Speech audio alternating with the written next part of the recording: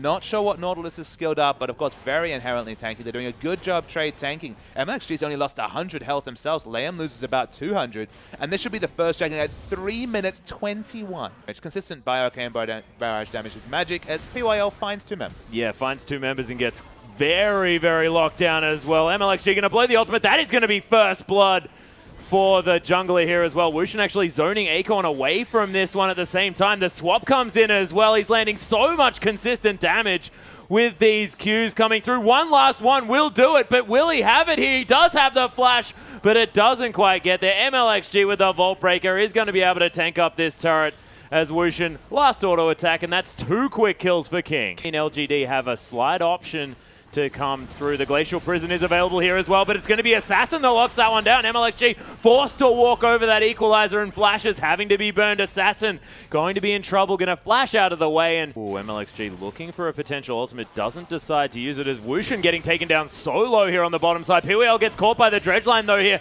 as Imp's just going to flash forward. Very, very aggressive play, but the last Acid Hunter's going to lock it down. A 2-for-0 exchange, but in the river, we've got LGD going very, very aggressive. mlxg going to fall down. The bottom lane able to rotate, though, as TBQ's going to have to be very careful. Another dredge line. LeyM's got in there, but TBQ, he's going to survive. It's a nice bait to come through in the end by LGD. Black Cleaver would usually be a consideration, but there's very little other physical damage. There's the Glacial Prison. Yeah, the Glacial Prison coming through here as well. It is going to be an attempted zoning ultimate to come down from LeyM, but it is just going to be the Urgot falling down immediately. A nice dredge line to get him to safety. Heal was on cooldown. And this should be the answering dragon coming through from LG. Just their first, but stops the 3-stack from coming through from King. Doubt. I mean, their comp's basically negated. There's the ultimate. Yeah, the ult comes through from LeyM, looking for something here as mlxg right into the middle of this fight. Assault and Battery into the back line, onto, in fact, Whalers here on the back. The Equalizer not quite finding the targets it wants to, but Acorn is going to take down mlxg, the only casualty in this fight thus far.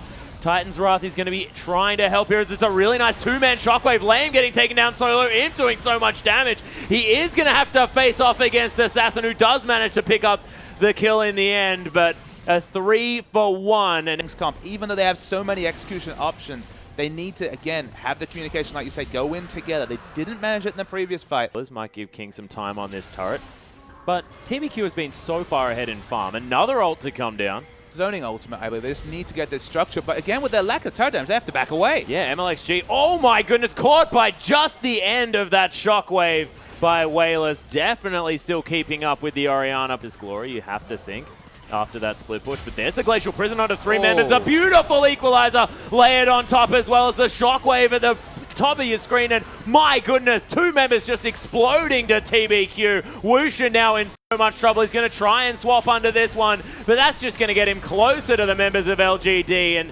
that was some beautiful initiation. Down this Baron, of course, Leandris does a lot of work against Baron as well with the current HP damage. They're getting everything here, LGD, and it feels like King have already been outscaled. This one, but they haven't been able to execute it. I mean, you just can't afford to misfire. That's the thing. That we saw the big misfire, and now it's come to the point where it's kind of irrelevant. Might see another engage. TBQ, he's big. Yeah, LeyM actually trying to get out of this one, but mlxg just going to ult himself into it. Monsoon comes out, though, and Imp just going to turn around and try and destroy this via Assassin. He's been caught. PYL is going to take the credit for that kill, and mlxg, he's just going to back away here. A lot of flashing health bars as LGD going to take down their 3rd dragon. That is going to be the movement speed. mlxg slowed down a little bit by that equalizer and then burnt to death by Acorn. From LeyM and mlxg as well. He can auto attack during most of that one. The knockup's not going to be there for too long. As you can see, there they are all coming through, and Imp is just getting bounced around. But you can see he doesn't take too much damage. That shockwave was godlike onto 4 members. Imp is somehow still alive. Picks up a triple kill, as well as Wuxx finds himself the last man standing. Skye does finally get the kill onto Imp, but a 1-for-5, and LGD make it look easy. And LGD have finally shown the world the Kog'Maw ball carrier comp, as everyone was on top of Kog'Maw. All the melee champions, gap closing on top of him for the picture-perfect equalizer.